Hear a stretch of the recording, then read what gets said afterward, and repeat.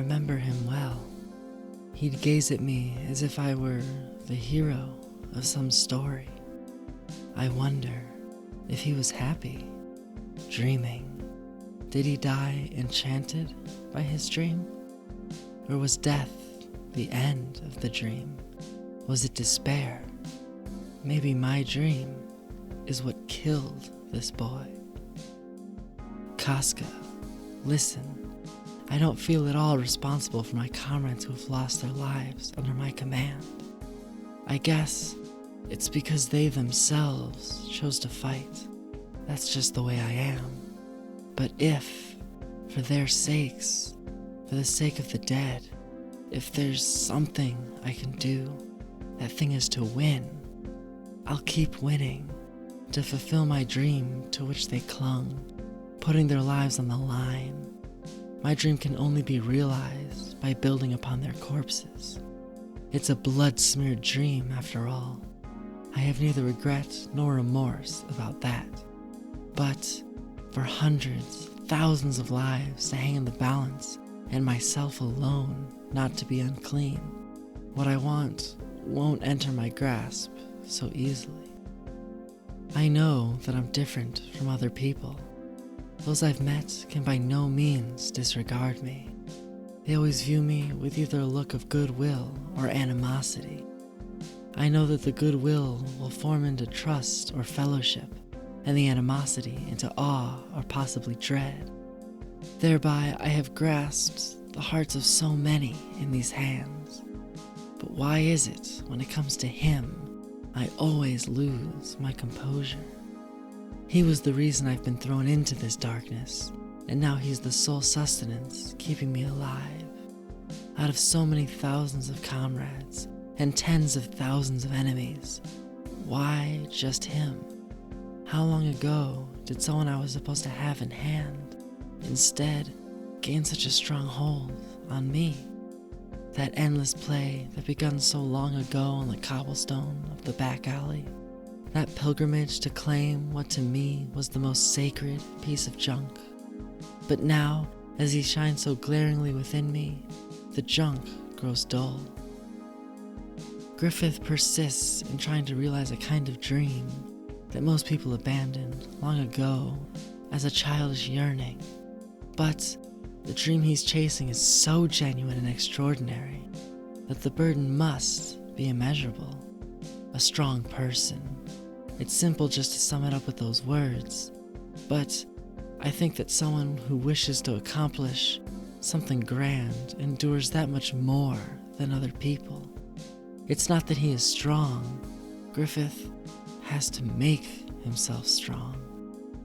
They are my valuable comrades, devoting themselves to the dream I envision. But to me, a friend is something else. Someone who would never depend on another's dream. Someone who wouldn't be compelled by anyone, but would determine and pursue his own reason to live. And should anyone trample that dream, he would oppose him body and soul, even if that threat were myself. What I think a friend is one who is my equal. Griffith was a man defined by the duality of his heart, a duality that he himself never fully grasped. In order to understand the heart of Griffith, we must first understand why he chased after his dream of having his own kingdom. In the beginning, it was nothing more than a whim, a piece of junk, a boy who felt he could grasp anything set his eyes upon, an innocent dream to gain what he saw in the distance. But over years and years of watching those that followed him fall for the sake of that childish dream, his motivation shifted. He became that which he killed, one who fought for the dream of others. No longer did he move forward only for the sake of his own dream. Now, he moved forward out of guilt for those that had died in his name, doing everything he could to ensure their deaths weren't in vain. Over time, he battled less for the castle's brilliance and more for the sake of the sea of corpses that laid in his wake. And yet, he couldn't allow himself to open his heart to those that fueled his ambitions. As he continued his rise to power, he came to think of everyone as tools, not through arrogance or malice, but because of experience. Could he spare feelings of friendship for his comrades?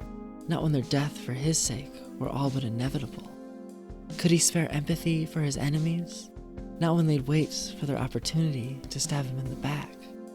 His propensity to move everyone he came into contact with was a double-edged sword, bringing him closer to his dream, yet pushing him from that craving that was subconsciously growing within him, a hunger for human connection. See, Griffith was the kind of man that always craved what existed beyond his grasp. In the back alleys of his childhood, playing with the other children, that which existed beyond his reach was the shining castle in the distance. But ironically, as he moved away from his life of mediocrity, that which laid outside his grasp was that very mundanity he'd left in pursuit of something shiny, the friendship he'd left behind. Griffith may have both craved friends and been surrounded by those that craved his friendship, yet he could not bring himself to truly let them in. To do so would be to invite in endless grief, for every comrade he called a friend that perished for his sake would leave an unbearable burden upon his heart. Thus, he fabricated his own idea of friendship, born from his fear of losing anything precious. He told himself that a true friend wouldn't die for his dream, that they'd refuse to, that they'd rather kill him than be killed for anyone's sake but their own. If he were to meet such a being, one who lived outside his experience thus far of subordinates and enemies, he could open his heart and soul to them without fear. For even if they died, they would have done so of their own volition, for the sake of their own dream, and he could grieve free of guilt. But alas, his words were merely a bandage covering something much deeper than he himself even realized. He wanted his words to be true. He didn't want to feel guilty for his comrades' deaths. He didn't want to open his heart to his subordinates. But the human heart isn't so easily tempered. After convincing himself that his heart was closed, one man would set that heart aflame, eventually leading it to be snuffed out by Griffith's own hand. Upon their first meeting, Guts reacted differently than anyone Griffith had met previously. At first, Guts existed outside of Griffith's experience of enemies and subordinates. He opposed Griffith, yet didn't view him as an enemy or submit to his will. He wouldn't admit defeat and would strive to stand on equal footing. In the beginning, Guts was something Griffith craved, but he would soon become Griffith's subordinate out of respect and yearning, a song and dance Griffith had grown accustomed to. But the smoldering hope of connection that laid within Griffith's heart was set aflame, unbeknownst to the mad dreamer. Guts' refusal to see Griffith as anything more than a man differed from the rest of the Hawk. He stayed because he was bested in combat, not because he saw Griffith as a deity, or wanted to see the fantastical places Griffith would take him. His feelings of admiration wouldn't come until later, and Griffith would be none the wiser to Guts' change of heart. From Griffith's perspective, Guts saw him as a friend. So in Griffith's mind, Guts was the only one who looked at him as an equal. Thus, he was willing to share his darker side with the man he was subconsciously growing closer to. As Griffith let Guts in on secret missions and affairs, from political assassinations to devious schemes, letting the man not only see, but take part in an aspect of his dream that he was used to shouldering alone, Griffith's heart began to open even further, still beyond his own understanding. His original goal began to lose its luster in the face of what he'd begun to crave, someone he could trust, rely on, and care for, someone he knew was strong enough to not die, no matter the odds. Even in the wake of stepping closer to his goal than ever before, being raised to prestige and promoted to the rank of general, Griffith's eyes were empty until he saw Guts' smile, to which he responded with a wide, innocent grin. His newfound care and dependence on Guts was something he wouldn't take notice of until it was too late, until Guts left him behind in pursuit of his own dream, attempting to fulfill Griffith's forced idea of what friendship meant to him. If Griffith had truly meant his words to Princess Charlotte, he would have welcomed Guts' departure and seen it as the two of them getting closer. But no, he wanted the man that existed beyond his experience, the man that had set his heart on fire, to stay by his side, yet he couldn't understand why. Upon losing that which had become more brilliant within his psyche than his dream, Griffith lost his composure and impulsively slept with Princess Charlotte, attempting to feel in control of something, attempting to prove that he could still grasp the necessary pieces for his dream in the palm of his hand. But his thoughtless actions brought with them dire consequences. As he lay at the bottom of the Tower of Rebirth, he was sustained only by his complex array of feelings for Guts: malice, friendship, jealousy, futility, regret, tenderness, sorrow, pain, hunger. He hated his companion for leaving him, yet couldn't resist the care he still held for the one man he truly could call a friend. After being rescued, his emotions didn't fade, they intensified. The tenderness he'd feel as Guts cried for him, later reminiscing about their pasts and tenderly covering his frail body in armor while showing hope for their future. The jealousy he'd feel as he watched Casca display her feelings for Guts, gently wiping the blood from his face and later shedding tears for him as he battled wild. The futility of having to watch every battle from a distance, wanting to save Guts from Wild as he had with Zod, but being unable to move, forced to watch Guts attain victory on his own. The malice he'd experience, being angered by the cruel reality of his situation, lashing out at Casca in a sad attempt to physically dominate her. The hunger for power he'd lost long ago. It all swirled within him, a cacophony of feelings in which none were definite, but all were implied. The confusing array of emotions he was experiencing were overshadowed by one thing: his helplessness.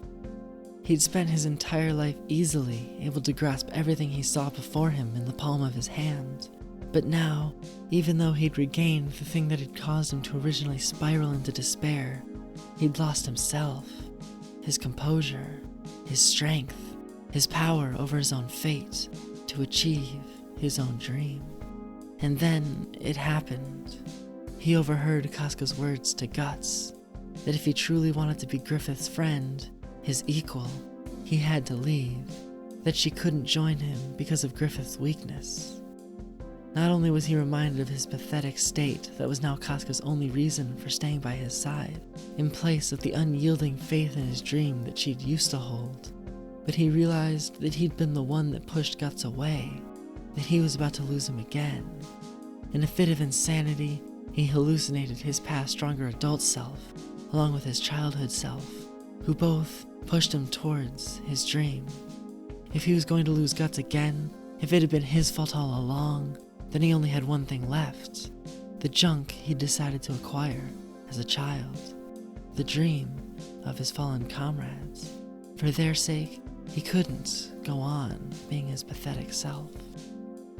Rushing blindly towards a goal that no longer existed, he again experienced a hallucination, this time of a quiet life with his wife, Casca, and their child, Guts. This peace and quiet isn't so bad. In that moment, his psyche was split between the two things he hungered for: the dream he'd always chased, and the love his heart had opened up to. Yet, no matter which side his heart fell to, he craved control, having Casca as his wife and caretaker, and Guts as their child, someone Griffith could keep in the palm of his hand. As the caravan he rode crashed, sending his broken body flying, he looked at his shattered arm, and all he could muster was a crazed laughter. He'd truly lost it all, His dream was impossible. Guts was poised to leave, and he couldn't even speak to express his anguish. As a jagged branch caught his eye, he thought to end it all, to finish his pathetic life. In that moment, he realized he had nothing, no future, no reason for living. He felt truly powerless and truly alone. But his powerlessness turned to hope once the eclipse began, and the angels of the God Hand promised that he was the chosen one, that his path didn't need to end. Yet, he was still conflicted as he had to make a choice. A choice between the dream he'd held for so long and the embers that were still smoldering within his heart.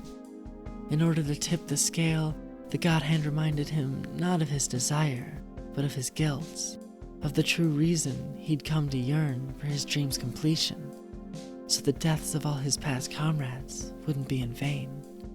Ubik and Comrade pushed him, conjuring up the corpses of those who died in the name of his dream, reminding him that his defeat would mean their deaths had been pointless, and berating him, yelling that if he gave up, he too would become a corpse, that the only way to give his life and the life of the dead meaning was to fulfill his dream. In that moment, he saw Guts, the one thing that shone brighter than his dream, but the angel's words cut too deep into his psyche, and he ignored the vision, sticking to his rigid fear of letting down the expectations of the dead. With one word, his decision had been made: sacrifice. As Griffith transformed into Femto, his heart was frozen over, being forced to watch the gruesome deaths he chose for his comrades in order to desensitize him. Upon awakening, he flexed his newfound power with a wicked ferocity, forcing Guts to watch him rape Casca, a disgusting act of petty vindictiveness, an explosion of all the helplessness, jealousy, and rage he'd been holding within him. But was his heart truly frozen over? As Skull Knight carried Guts and Casca away, Femto raised his hand in an attempt to dispose of them. But after laying eyes on the man he'd once cared so deeply for, he froze. And later, upon meeting Guts on the Hill of Swords, his heart still beat for him. He consoled himself by saying it must have been the feelings of the child whose being he'd fused with. But was that truly the case? Did Griffith really become an unfeeling beast? Or was he continuing his habit of telling himself lies in order to hide the true nature of his emotions? Is his heart still frozen over? Or did the Moonlight Boy's body of flesh reawaken that heart that had begun to open? Only time will tell.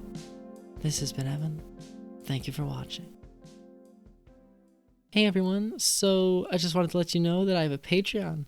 I am struggling to survive with the world being the way it is, and I lost my job a while ago, so it would be really amazing if you could help support me to continue to make these videos and maybe even put more energy and more time into them, maybe making more videos and higher quality videos.